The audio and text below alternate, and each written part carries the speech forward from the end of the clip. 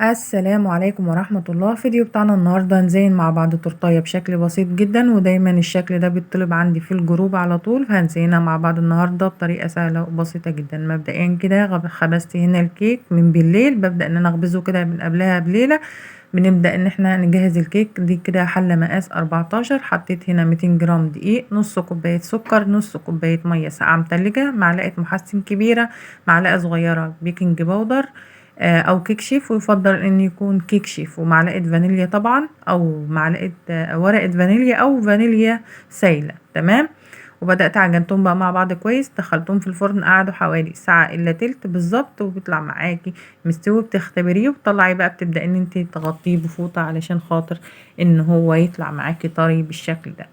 وطبعا ببدأ هنا ان انا اقطع التورته بتاع الكيكه بتاعتنا على مقاس 8. طبعا المنشار ده مخصص للتورت. بنبدأ ان احنا نقطع على 8. لو هتستخدمي اسبونش جاهز، هتبدأ ان انت تعجني مقاس 14 ب 100 جرام دقيق اسبونش، وبيضه، ومعلقه محسن جيل، والفانيليا. طبعا ببدأ بقى ان انا طبعا الحتة اللي انا بقطعها بالسكينة المشرشرة دي، اللي هي كان لازق فيها ورق.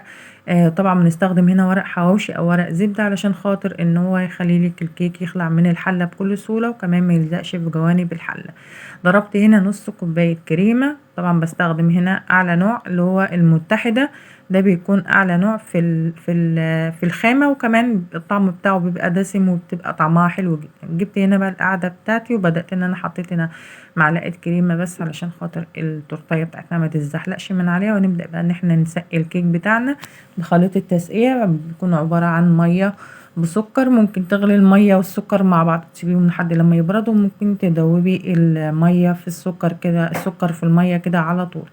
ببدأ ان انا اوزع بقى الكريمة بقى بالشكل ده. ولو انت لسه مبتدئة، ما يعني تاخدي بالك كده من شكل الاسباتيولا وانا بوزع بيها، علشان خاطر ان احنا ما نلمش الكيك معانا ويعمل فتافيت. وبدأت ان انا احشي كده في النص جيلو فراولة. الجيلوهات دي بتتباع جاهزة. وطبعا اللي هيميز شغلك عن شغل المحلات ان انت تعملي حشو من جوه، علشان المحلات ما بتحشيش برضو من جوه. تمام. واللي هيطعم الكريمة بتاعتك هنا برضو ان انت تحطي لها باستري كريم او لبن بودرة، علشان خاطر تبقى دسمة كده وبيبقى طعمها حلو. ببدأ بقى اوزع بالاسباتيولا بقى بالشكل ده.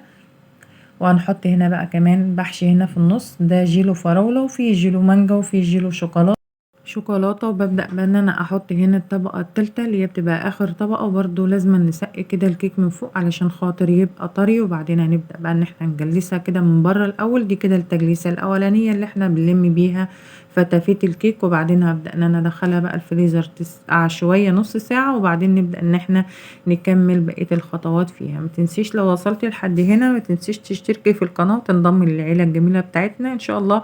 هتستفادي من القناة كتير، مش حلويات بس، هتلاقي اكل وكل حاجة ان شاء الله هتحتاجيها هتلاقيها على القناة، وتنظيف وكل اللي انتوا عايزينه ان شاء الله هتلاقوه. بس صلوا على النبي كده عليه الصلاة والسلام، واشتركوا في القناة واضغطوا لايك للفيديو ده. هنا بعد ما دخلتها بقى الفريزر نص ساعة، بدأت بقى ان انا اجلسها. وطبعا بقى في الوقت ده ما تسيبيش بقى الكريمة على الرخام في المطبخ، هتحطيها في التلاجة علشان خاطر الكريمة بتخس وما بتبقاش قد كده يعني. فلازم ان احنا نشيلها في التلاجة لما نيجي نخرج الكيك تاني، ونبدأ ان احنا نشتغل ونجلس بيه. طبعا هنا علشان القعدة صغيرة، التورت الصغيرة دي بتغلبنا شوية في التجليس، لان كل شوية القعدة بتروح وتيجي كده. فبحاول ان انا اثبتها بصباع ايدي كده من الجنب، علشان خاطر ما تروحش ولا تاجي كده ولا كده. عندك خيارين، ممكن تجلسي كده بالسباتيولا المشنشرة الجاهزة دي. وانا هنا بحب استخدم القطعة بتاعت الجزر دي، بحس الشكل بتاعها بيكون احلى. وساعات بستخدم التانية، فيعني المتوفر والمتاح ليكي تقدري ان انتي تشتغلي بيه. بنبدأ بقى ان احنا نجلس بقى بيها بالشكل ده، بتديكي شكل الزجزاج كده داير ما يدور من بره. بنفضل بقى نجلس كده لحد لما نوصل للشكل النهائي، ان هي تبقى ناعمة. وطبعا لو لقينا حتة فاضية بنبدأ ان احنا نحط ونعيد من تاني لحد لما الشكل يظبط معانا. كده خلاص بقى بدأت ان انا جلستها ونعمتها بقى كويس بالشكل ده. نبدأ بقى ان احنا ننضف البورد بتاعنا، بنجيب كده بقى مناديل مطبخ وببدأ ان انا انضف حوالين التورتايه. وبرده تاخدي بالك علشان خاطر ممكن ايدك تخبط فيها، هتضطري ان انت تعيدي من تاني علشان خاطر ان احنا الشكل بتاعها يبقى حلو. اهم حاجة برضو عند العميل ان الشكل بيعجبه، فتهتمي بالتفاصيل دي الشكل والطعم الاتنين مع بعض، يعني الشكل والطعم. تهتمي ان هي يكون شكلها مظبوط كده في الفينش النهائي. كده خلاص بقى دخلتها الفريزر تاني تسقع حوالي نص ساعة كمان، وبعدين بقى نبدأ ان احنا نزينها او نفنشها الفينش الاخير. جبت هنا بقى نوتيلا سما، ببدأ ان انا افكها بمعلقتين زيت، وبتفضلي تقلبي فيها لحد لما يوصل معاكي القوام بيبقى ناعم وبتبقى سايله. بتبدأ ان انت تزودي زيت لحد لما القوام يظبط معاكي بالشكل ده، لا هي بتكون خفيفه خالص ولا هي بتكون تقيله خالص. ببدأ ان انا افكها كده بالزيت علشان خاطر لو احنا حطيناها خام كده هتبقى ناشفه وهتبقاش حلوه يعني. تمام.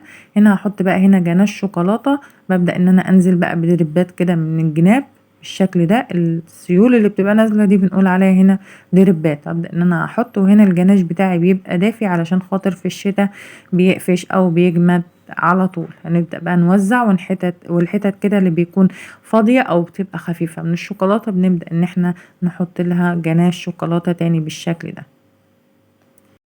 كده بقى خلاص حطيت هنا الجناش الشوكولاته وحطيت النوتيلا. وطبعا الحتت اللي هي بتبقى بلاحظ ان هي بتبقى خفيفه ببدا ان انا ازود عليها شوكولاته بقى بالشكل ده. بجيب بقى هنا خله الشيش طاووق، ببدا ان انا اعمل حرف الواو بقى بالشكل ده، بتديكي شكل حلو. وبعدين هنبدا بقى نجيب هنا هنحط بقى الفينش، هنزين بقى بكل البسكوتات بقى وكل الحاجات اللي تلاقيها بتبقى مناسبه على شكل التورتايه. بتبداي ان انت تحطي هنا دي اشكال شوكولاته انا عاملاها هنا، بس تابعوا الفيديو كده وتابعوا الفيديوهات وتفاعلوا عليها علشان ان شاء الله هنزل لكم بكل التفاصيل. مش هبخل عليكم باي معلومه خالص، بس يبقى في تفاعل عشان بجد التصوير بيبقى متعب والحاجات دي بتاخد وقت. يعني انا ضغطت لكم الفيديو في 8 دقايق والله العظيم، واخد مني ساعه وزياده في التصوير. فكل ده بقعد اقصقص واقصر لكم الفيديو على قد ما اقدر علشان خاطر ان انتوا تستفادوا وما تملوش من الفيديو.